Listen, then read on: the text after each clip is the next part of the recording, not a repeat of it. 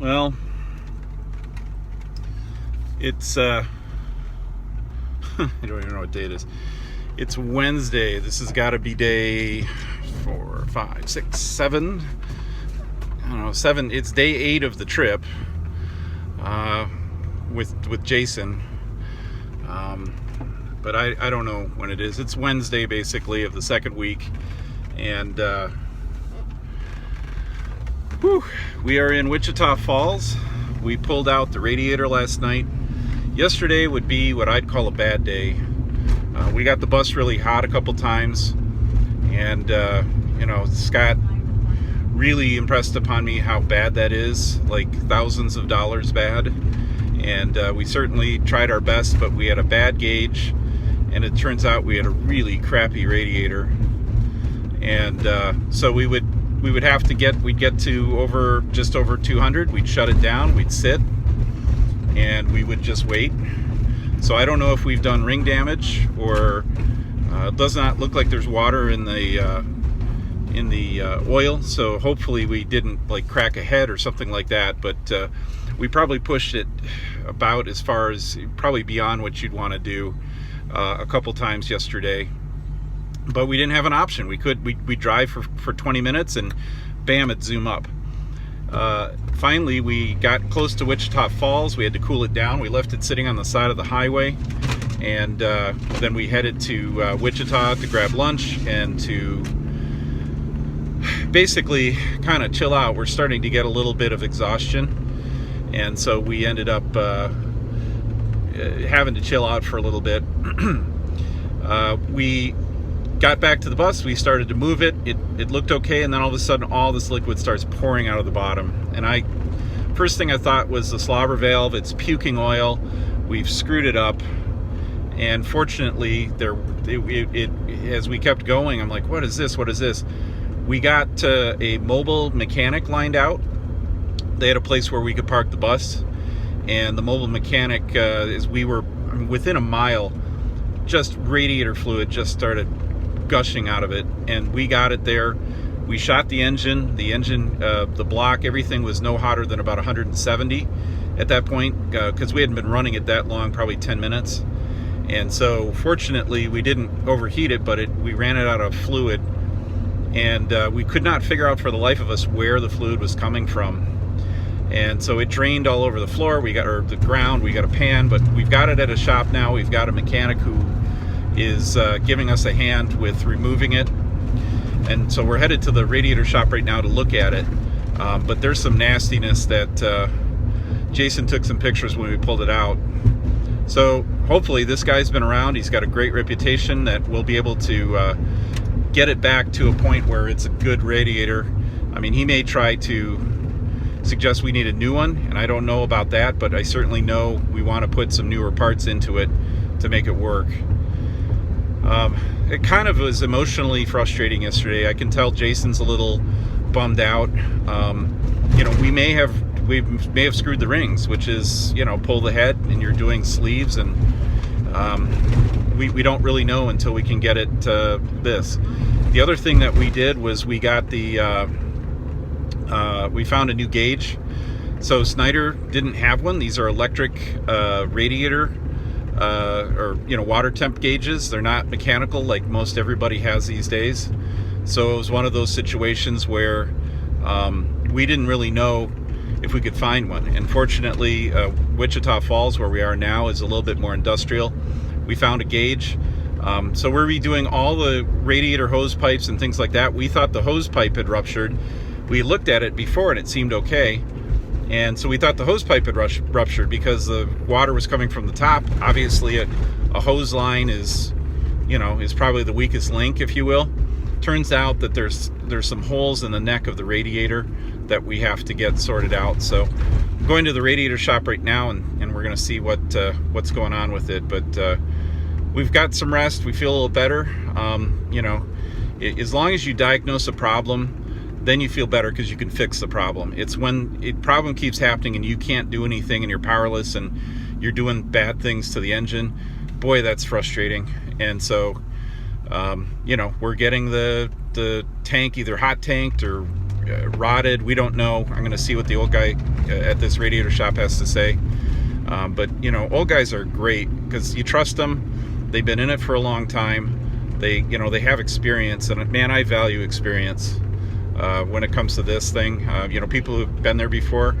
There's no policy. There's no manual. I mean, it's you just learn. And I feel like I learned a lot from the first bus, and that's helped me with this one. And now with this bus, learning some new lessons. But I feel like as long as I've got cash to throw at it, we'll get it fixed. But that's a rotten attitude. But anyway, so I'm gonna go to the Radiator Shop, and we'll see how it goes.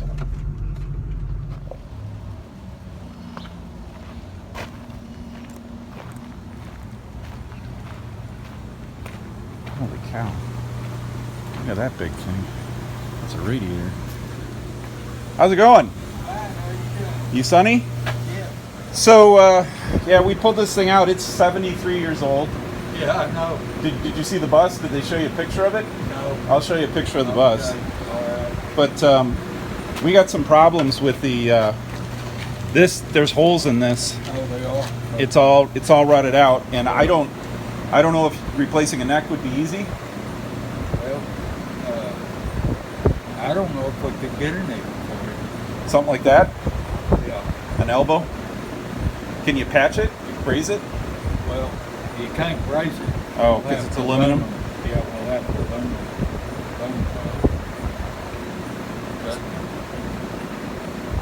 Well, we found some holes. I think if you get it turned around, Yeah. right there, Okay. you see them? There's holes. There's Yeah. holes right along here. Yeah. That's where it actually failed.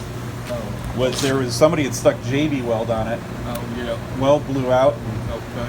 drained the tank. All right. So anyway, and then we have of course the hood. The bolts are on there pretty good. Oh, So yeah.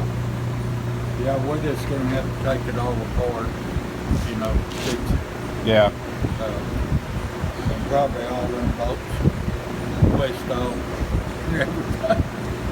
Well, we got it. It's just I mean, the way it does. do you have a tap to tap them out, or? Yeah, I think you're dealing with two different metals. You got steel and aluminum in there, and that. yeah. So is this something you think you can get done today? Oh, no. How long are we talking? Because we're Well- broken down. We're from Michigan. Oh, We're stuck here until this thing can get turned around. okay. Well, probably, I told Glenn Yeah.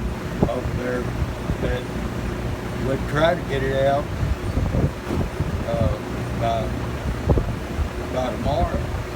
Okay. But I don't think, it just depends on how bad it is when we get it all, when we get it pulled apart, Right. what all we'll have to do to get it put back together right. Okay. So I told him it might be as long as noon Friday. Friday. Yeah, tomorrow's Thursday.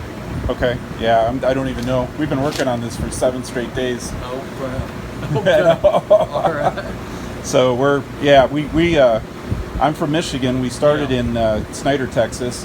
Oh, We're trying to yeah. get to Nashville, where we're going to do some more work to it. Oh, okay. And this thing's not going to go without this. So you're saying maybe a day or so. Yeah. Well, we got to get it done. Okay. Well, we'll get started on it. Get it all pulled apart and everything. Yeah. Yeah. Wow, that's some tough. Yeah, it's a problem with old things, you know. Yeah, I know. So we might be here for a day or two, as the radiator guy was saying, and that's really frustrating. You know, I talked to Jason. He's pretty cool about it. Again, I think sometimes, you know, knowing what's happening is better than anything else. So the nice thing is, this guy seems like the type of guy who's going to get it done right. In other words, he told us it may take a day or two, but when the thing is done, it's going to work. And so I showed him the bus, and that's something I do a lot. I like telling the story, and they can tell that, you know, this isn't some truck I'm going to drive 100 or a couple 100,000 miles and scrap. This is an antique I'm restoring. And so he's going to get it, the pipes all TIG welded and kind of reinforced. And we do have some rot, as you saw in that video. We had some aluminum rot on the pipe. We just do what we do. We'll put together a list of things that we can do while we're here, and just start working on it. And I got to get home. My wife's heading out on a trip, but I mean, we just do what we have to do, I guess, and get it back. But I feel really confident that this, at least we'll have the radiator and the cooling under control. We just didn't have this trouble with the other bus that I have, and of course it was in the middle of the winter. It wasn't 95 degrees in Texas sun, so we're going to chill out a little bit today. I'm going to get some parts sourced so that we're all set to put it back together. Jason's got some things that he just wants to tend to, so we're going to kind of a mellow day, before we get this thing done and put it back in. There are a few things that we're going to do, put a new gauge in and things like that. There's a couple of other things we can go back and readjust all the bearings or the slack adjusters for a third time. We can look at grease fittings. I'm gonna see if we can't get a professional, like a detailer, mobile detail guy, to come in and blow that engine, get it all clean, and get some of the other stuff clean, so that that does improve.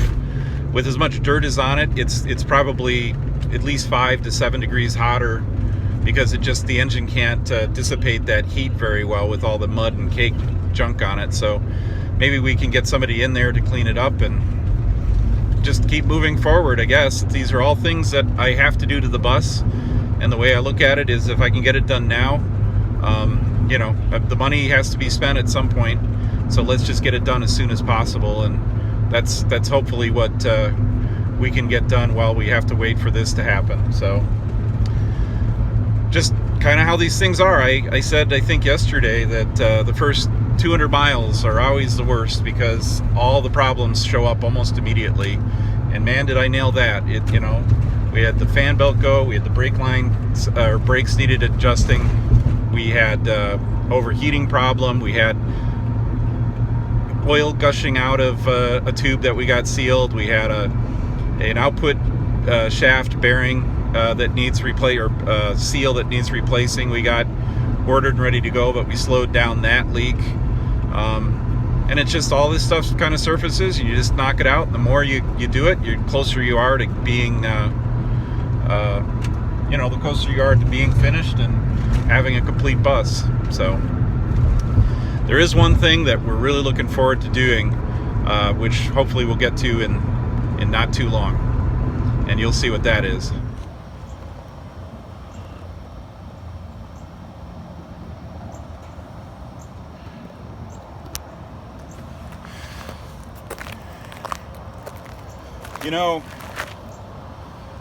One of the worst things about these RVs is when guys make motorhomes out of them, they decide that they've got to put these stupid air conditioning units up there, like that dumb thing.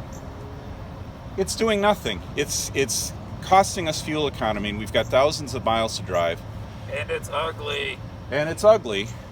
So today, Jason and I have decided we've better take things into our own hands. So here we go. We're going to take care of this problem this morning.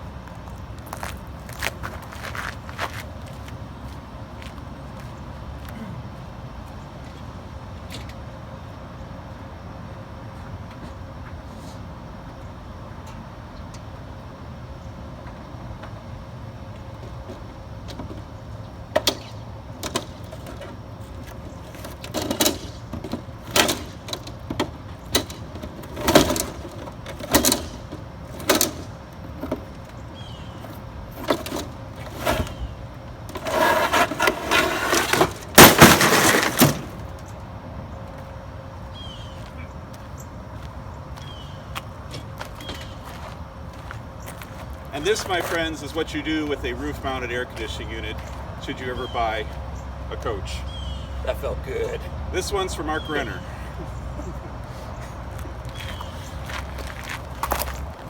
That was awesome.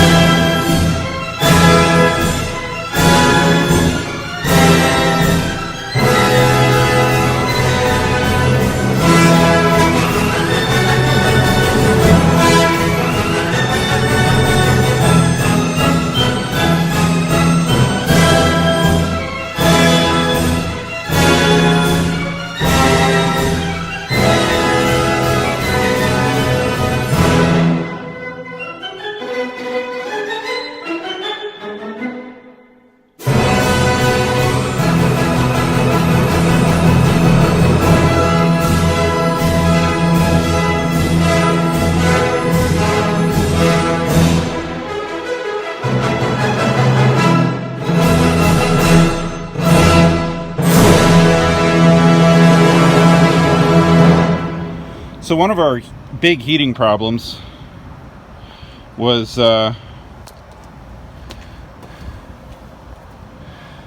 we had a sending unit and a gauge. We think the gauge was sticking. So a bus like this uses an electronic gauge because, I mean, let's face it, you have to go from there 35 feet up to the front. And so the only way you can do it is through wire. Most modern semis, oddly enough, with everything going to electronic, most modern semis use mechanical sensor gauges. Because they're sitting right on top of the truck, they don't have to go very far. So finding one of these sometimes can be difficult, and we were warned we might have difficulty if we don't just go through an online source. And it was not the case. We found one. And so we're assuming, and we can test it if we want, that the wire is solid because it gave us solid current. It's just that the gauge was sticking and stuff like that, which is understandable with this heat for years and years. So we're replacing the gauge along with, of course, the radiator and that kind of stuff to just make sure we have a good handle on what's going on with the temperatures. So this is the sending unit in the back, which where'd that other sending unit go? This is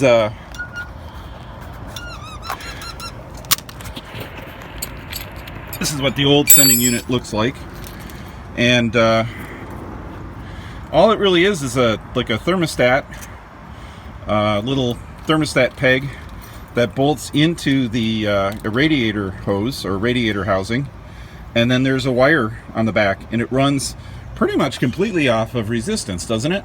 Yeah. So it just measures resistance. So you do have to make sure that your wire is not frayed or compromised, because that's a very important part of it. But these are pretty reliable if, of course, the gauge isn't sticking and the sending unit hasn't reached its point.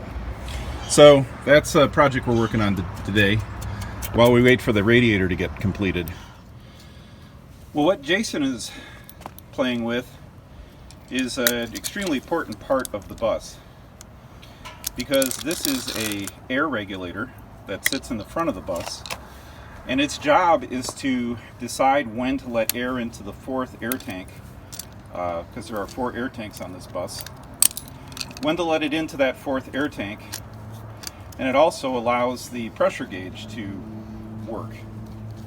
So when this, which has a little diaphragm material in the center, when this starts leaking, you don't get accurate air pressure and your accessories don't work very well. And so you can see it's pretty old, and there is a diaphragm that sits in the middle of it, and we need to replace it. And it just so happens that as we're messing around with another project on the bus, the previous owner goes to his garage and pulls out a big chunk of what is called rubberized reinforced diaphragm material. And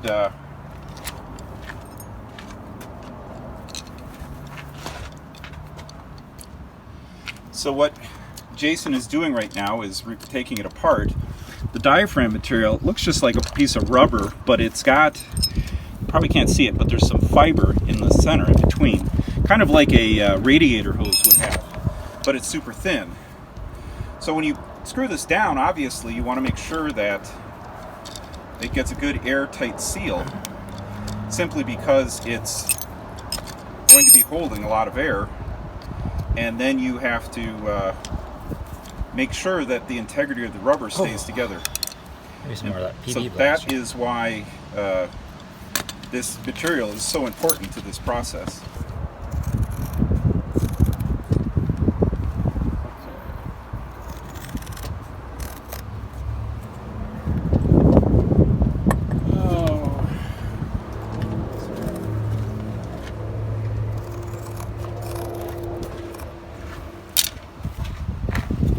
Oh, this is tough material. I can't even tear the corner.